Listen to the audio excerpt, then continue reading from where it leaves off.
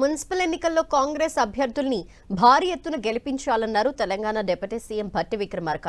మంత్రులు, ఎమ్మెల్యేలు, కార్పొరేషన్ చైర్మన్లు, కాంగ్రెస్ నేతలు, కార్యకర్తలు అంతా ఉమ్మడి కుటుంబంలా భావించి ప్రజా ప్రభుత్వం చేపట్టిన అభివృద్ధి సంక్షేమ కార్యక్రమాలని ప్రజలకి వివరించాలన్నారు.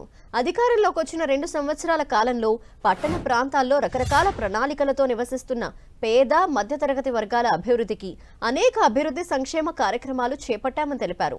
2047 విజన్ డాక్యుమెంట్ ప్రకారం $3 ట్రిలియన్ ఎకానమీ సాధించడమే లక్ష్యంగా ప్రపంచంతో పోటీ పడేందుకు మున్సిపల్ ఎన్నికల్లో కాంగ్రెస్ అభ్యర్థుల్ని గెలిపించాలని విజ్ఞప్తి చేశారు. అలాగే విద్య, వైద్యానికి సంబంధించి కూడా పెద్ద ఎత్తున దృష్టి సారించి ఈరోజు ఈ రాష్ట్ర ప్రభుత్వం ముందుకు పోతా ఉంది. దయచేసి ఈ రాష్ట్రంలో ఉన్నటువంటి మున్సిపాలిటీస్లో ఉన్న ప్రజలందరికీ నేను విజ్ఞప్తి చేస్తూ ఉన్నాను. మొదలుపెట్టినటువంటి ఈ సంక్షేమ అభివృద్ధి కార్యక్రమాలు ముందుకు తీసుకొని పోవటం కోసం పెద్ద ఎత్తున మీరు ఈ ప్రభుత్వాన్ని ఆశీర్వదించి కాంగ్రెస్ పార్టీ పెద్ద ఎత్తున ఓట్లేసి అభ్యర్థులు గెలిపించవలసిందిగా విజ్ఞప్తి చేస్తూ ఉన్నాను.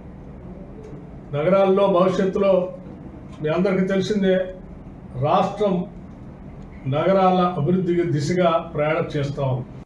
అందుకే మీరు ఈ రాష్ట్రాన్ని ఒక ప్రణాళికాబద్ధంగా అభివృద్ధి చేయడం కోసం, ముఖ్యంగా నగర రాజ్యంగా మారుతున్నటువంటి అర్బనైజేషన్ పెద్ద ఎత్తున పెరుగుతున్నటువంటి ఈ రాష్ట్రంలో మున్సిపాలిటీస్లో ఉన్నటువంటి పరిస్థితులకి ఉద్యోగ అవకాశాలు, ఉపాధి అవకాశాలు వస్తేనే పెద్ద ఎత్తున వాళ్ళకి ఉపయోగం ఉంటుందనే ఆలోచనతో రాష్ట్ర ప్రభుత్వం కోర్, ప్యూర్, రేర్ అని 3 దశలుగా విభజించి, ప్యూర్ అంటే పెరీ అర్బన్ రీజన్ ఎకానమీ, అంటే ఈ మున్సిపాలిటీస్ అన్నింటిలో ఉండేటువంటి ఆ పరిసర ప్రాంతాల్లో అనేక క్లస్టర్స్ తయారు చేసి పరిశ్రమలన్నింటినీ కూడా ఏర్పాటు చేసి హైదరాబాద్ నగరం కాకుండా బయట మిగతా ప్రాంతాల్లో కూడా అభివృద్ధిని విస్తరింపజేయడం కోసం ఈ వ్యవస్థని, ప్రణాళికని ప్రకటించారు.